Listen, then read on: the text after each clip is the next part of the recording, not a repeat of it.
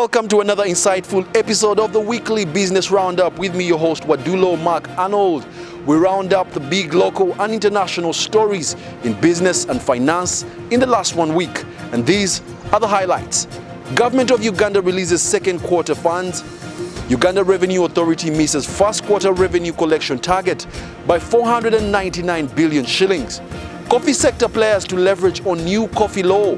And on the regional scene, EAC eyes business opportunities in the African trading bloc. For these and more, stay tuned. It's time for business.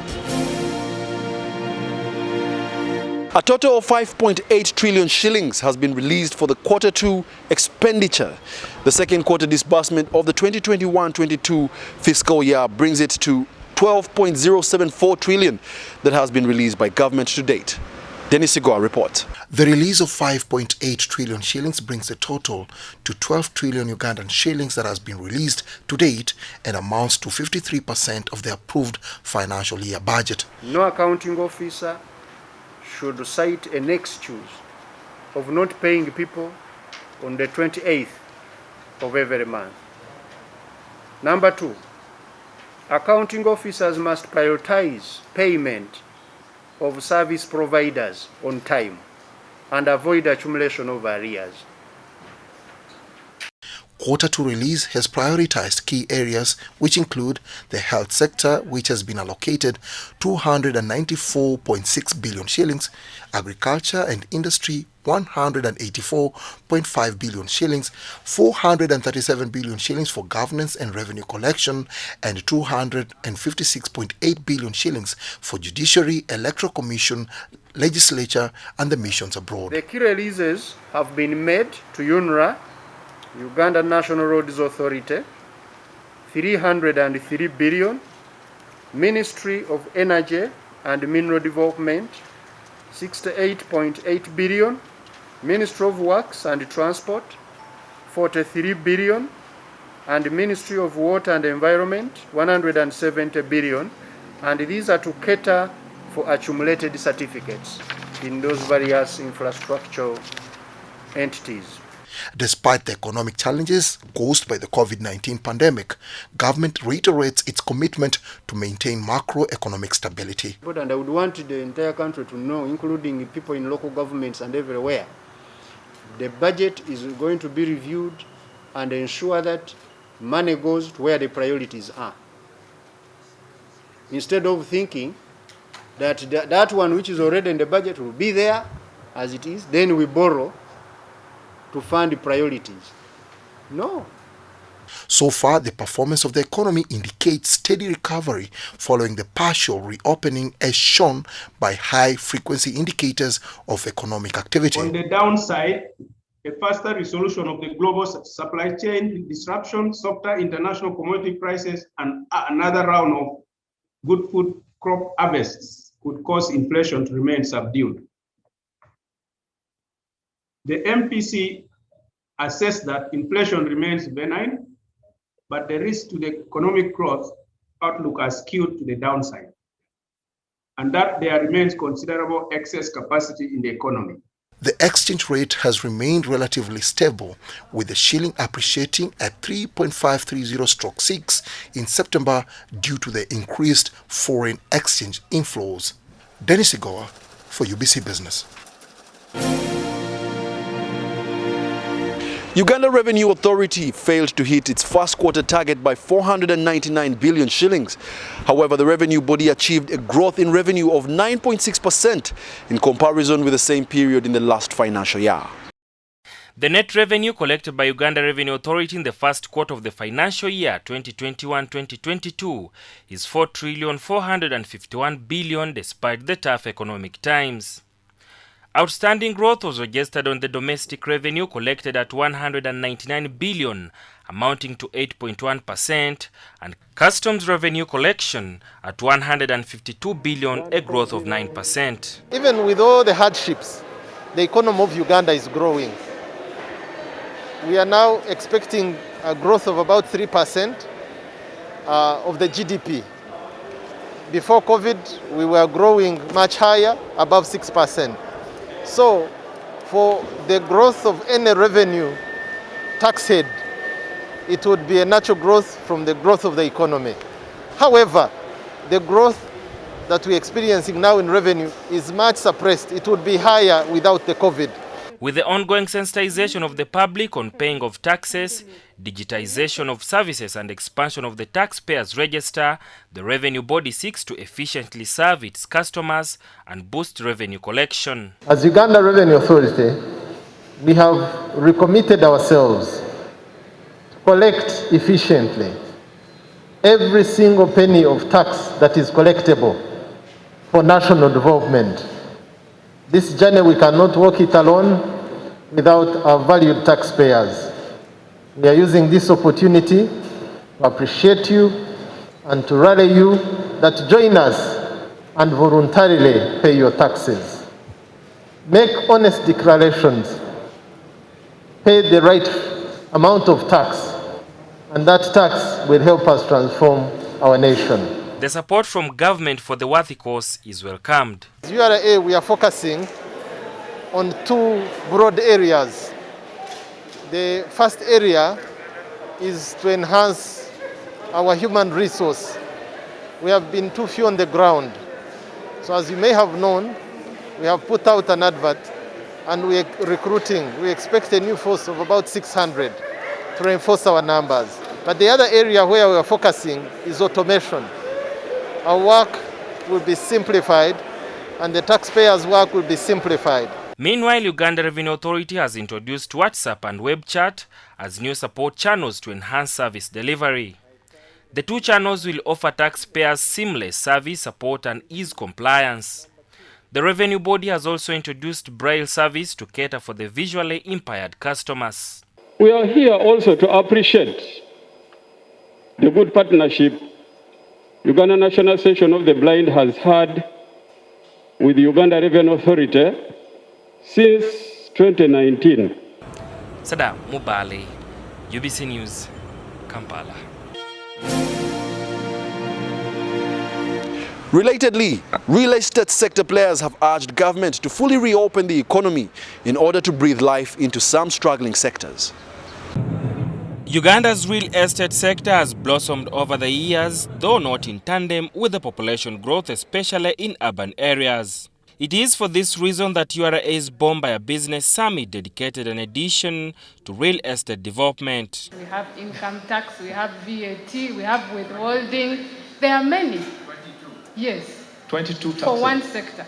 Yes. So there is a... So when you have a property, it is subjected to all those taxes. And you're right, we could possibly sit and see, fine, how many of them are in this sector, and then possibly we review one by one, and we see where does it come double, or where is it more inconveniencing? Again, who is benefiting when these taxes come? Concerns were raised on the continued lockdown of some sectors, which players say have impacted negatively on their revenue streams. In all honesty, do we really have a curfew at the end of the day? Or is it just a curfew in theory? You know, things like that. There's no way the retail trade is going to improve when we're closing down at 7 o'clock. You know, and that's the reality. Because that means restaurants have got to take their last orders at 6 o'clock or 5 o'clock and close by, 6:30 or 7 because people need to go home. Now that sector of retail is completely dead and they're struggling. It's going to take them a very long time to recover. And it's a whole ecosystem. Issue we've had is mainly with what we call arcades. When downtown was closed, our tenants could not operate, and they were the hardest hit. So we understand their situation, and we would actually deal with the tenant to tenant, give them some incentives of 50% rebate on rent. If retailers are struggling and the customers are not there to buy goods, then the landlords must be struggling. Your shops were closed. In most normal countries, you don't pay property taxes. But here, they make you pay. Your taxation is, you had to pay. All they said, deferred it for new months, but they never give you a reprieve. So there was all these things about support is all philosophical, but not real. So, me as a landlord, my job is to make sure that the tenants I have, how did they keep going? And make sure that they don't move out. How do I support their businesses so they continue? When they continue in our premises, we also continue. The Real Estate Edition gave insights on surviving and thriving through COVID-19 pandemic, investing in real estate sector, trade and investment opportunities, and taxation. Seda Mubale, UBC News, Kampala. Uganda's coffee private sector stakeholders are optimistic that the new coffee law will enhance competitiveness in the sector and in turn boost exports. This year's price risk management training by the Agribusiness Development Center has incorporated teaching coffee farmers and exporters along with traders how to leverage this law for better market prices. ADC's price risk management training has had to evolve to meet various stakeholders' needs, especially coffee farmers, traders and exporters. It's very important to not to lose money, and it's very important for traders to understand the impact of the risks on cash flows in the organizations, the impact of the risks in the business, logistics, and amid even this COVID pandemic. As Uganda enjoys the returns of its best coffee year performance, more emphasis has been put on increasing the quality of coffee produced and enhancing value chain administration. Because the law is encouraging farmers to take in what is supposed to be done, the measures, the post-harvest handling methods, handle well the coffee so that quality at the end of the day the buyer can appreciate the quality. We are making sure that the coffee is being certified. We are doing the tracing, and all that once you sell, it fetches an extra amount to the coffee. The COVID-19 pandemic has affected economies, although Uganda is enjoying the current global price hikes due to low coffee supply by most big players. For the Arabica, the starting price, the exchange price is around 200 cents per pound. That is about close to $5,000 per ton. It's a very, very high price. For Robusta, it's $2,000. The new coffee law will require coffee exporters to pay a 2% tax return per container exported. It was increased from 1% to 2%. Why? Because of two reasons. One, extension services. Two, research. And as we all know in Uganda, you have these authorities that are given all these responsibilities but unable to deliver because they don't have money. So now that this bill provides money for these things, the next thing is, can we hold UCD accountable? Currently, harvested Arabica coffee fetches about 13,000 shillings per kilogram for the farmer when peeled and 8,000 shillings when unpeeled. And a kilo of harvested and peeled Robusta coffee will fetch the farmer 5,500 shillings. Wadulo Arnold, UBC News.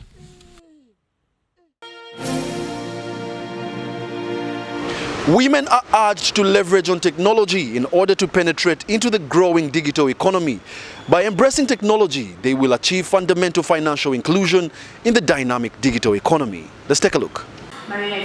To achieve fundamental financial inclusion in the dynamic digital economy, all stakeholders have the role to play in promoting digital literacy and financial-related innovations. Without leaving anyone behind, women are advised to utilize financial technologies to expand their scope of participation. Introducing women-led teams to new and emerging tools and technologies that are available to help them create inclusive and instant payment solutions that can ably serve the poor affordably. It's allowing them to think and innovate independently, and that's allowing them to be revolutionary. In many instances, women have brilliant ideas, but they are shut down or cut off at the knees. In the Women in Fintech's Hackathon competition of 2021, several women groups developed digital financial solutions to support different sectors of the economy. Those with brilliant ideas are to be supported in localizing the initiatives. As to entry and scale have been listed today for women in financial inclusion. And I think a lot of the solutions can be summed up in a couple of things. One would be enabling access, creating a platform through which they can simply plug in and have access to all these mobile money networks, all these banking networks, not only within Uganda, not only within the confines of their domestic environment, but across borders, being able to speak to and sell services to customers in multiple countries across the world. The gender gap in fintech's leadership limits diversity in financial services and the scarcity of women across the wider tech sector. Develop efficient solutions. Ideally, the developers should be half women, half men. That's when you develop efficient systems. And if you think about it, a lot of the solutions that are being developed, especially now, if we think about this process of going through a hackathon to make sure that we have young brains who are properly skilled and trained to be involved in the development of technology, we get a pipeline of women who are then qualified to actually develop this technology. For a lot of these businesses, for a lot of these women, capital is a huge pain point. And so making it a lot cheaper for them to plug into all these different connections and speak to all these mobile money users is definitely a key win. Among the competitors, 6 women groups emerged with the super financial technology innovations qualified for more funding in influencing financial inclusion. Abdul Nasili Lubwama, UBC News.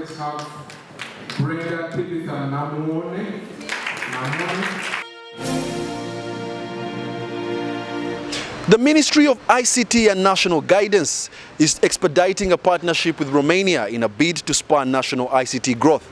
Through an open-ended MOU, ARTIS, Uganda's IT Association, and Romania's CLAJ IT cluster are seeking to advance mutual prospects while sharing specific IT knowledge among other exchange programs overseen by Uganda's ICT Ministry. The partnership with Romania poses benchmarking opportunities for Uganda's growing ICT sector. Information security, IA, or artificial intelligence, is also key in ensuring that the security of these services is guaranteed, and you can integrate most of these functions in the emerging technologies to support our industry in the BPO and KPO. Romania's ICT sector has grown in the last 30 years due to a long-established tradition by successive young graduates in mathematics, physics, informatics, and computer science. We have to take into consideration that IT in itself is a support industry, that IT actually is the base for any other progress, be it in agriculture, in healthcare, in education, and of course in the efficiency of the government. That means that while we concentrate the MOU's actions into the technology field, the spillover effect and the positive effect of this exchange, both of information, of knowledge, and also of business, will permeate to all sectors of life. Information and Systems Technology tops as one of Uganda's most marketable degree courses, producing graduates annually. About 77% of Uganda's population is under 35 years of age. And looking at that population, we say that we can easily tap in that population because that is a teachable, youthful, energetic age group. So we call Uganda a young country. Uganda's ICT sector has grown from over 10% of GDP in 2017 to 25% in 2020. And this partnership seeks to address unemployment by filling the large skills gap. Wadulo Arnold, UBC News in Kampala. Lira district has in the recent months suffered from water shortage. This challenge is attributed to the rising water levels on Lake Kwania, which has disrupted water treatment and distribution at the main plant in Kachum.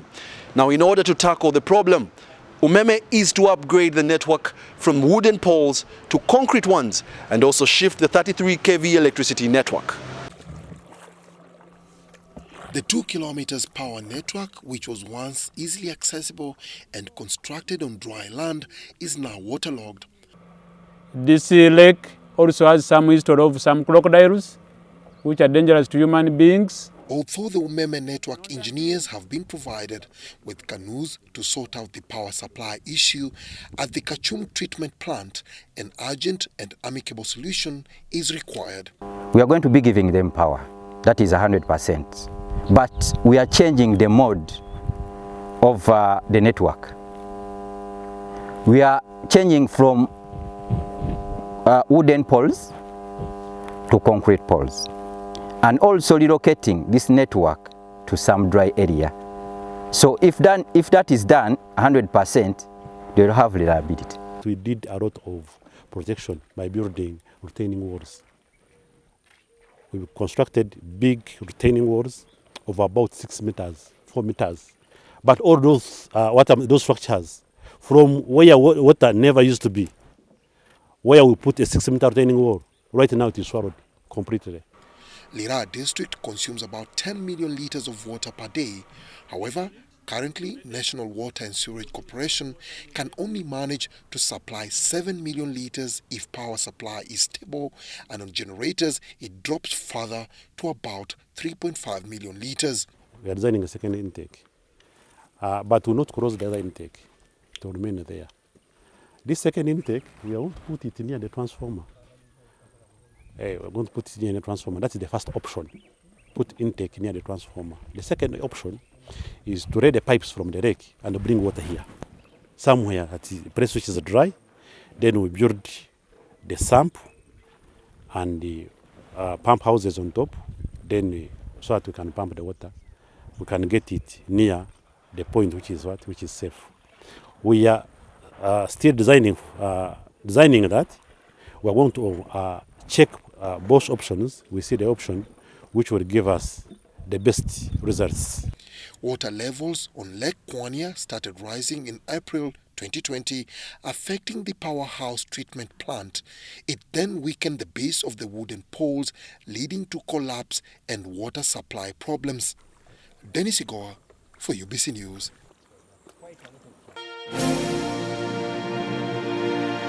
Key stakeholders from Uganda's public and private sector and the East African Business Council have concurred that the region requires a strategic approach to meaningfully participate and benefit from the regional and continental trade. These are the details. The roundtable was convened under the auspices of the East African Business Council, the East African Community Training Center for Development Cooperation through a partnership. It is part of a series of regional private sector-led forums aimed at shedding light on the newly presented opportunities under the African Continental Free Trade Area. The region is going through some serious challenges occasioned by the COVID-19 pandemic.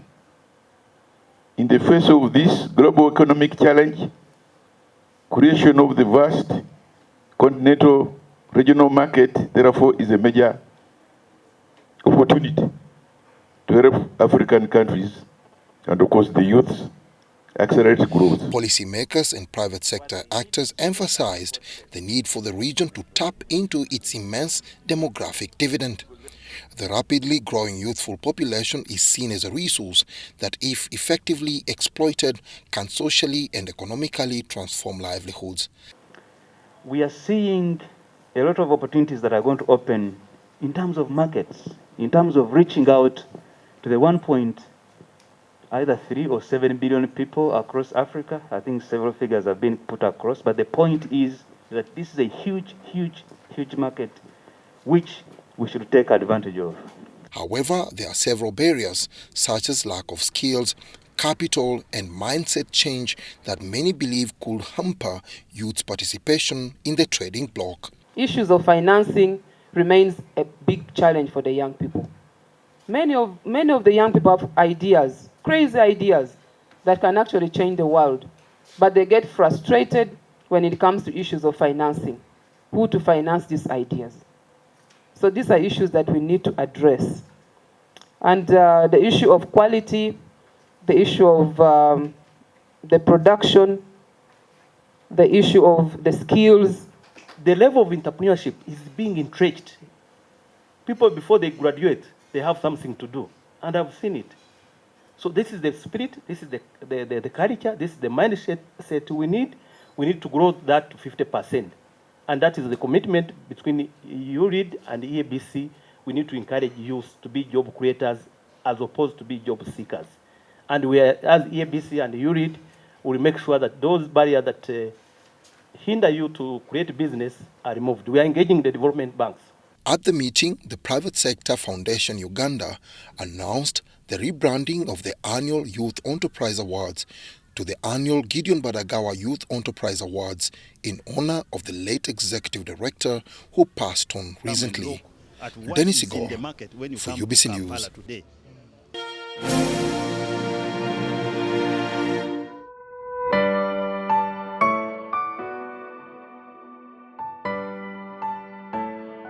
Expect the Ministry of Energy to advertise as soon as possible. Advertise for the investor to come and take over the management and the operationalization of Kilembe mines. I think this one is immediate, especially by the fact that these are people who are now like volunteers, taking care of those assets on behalf of government. By the time you are not paid for 12 months, 14 months, that is on a higher side. So one of the proposals that we will go and share with His Excellency the President is to find money to clear all those people, their areas.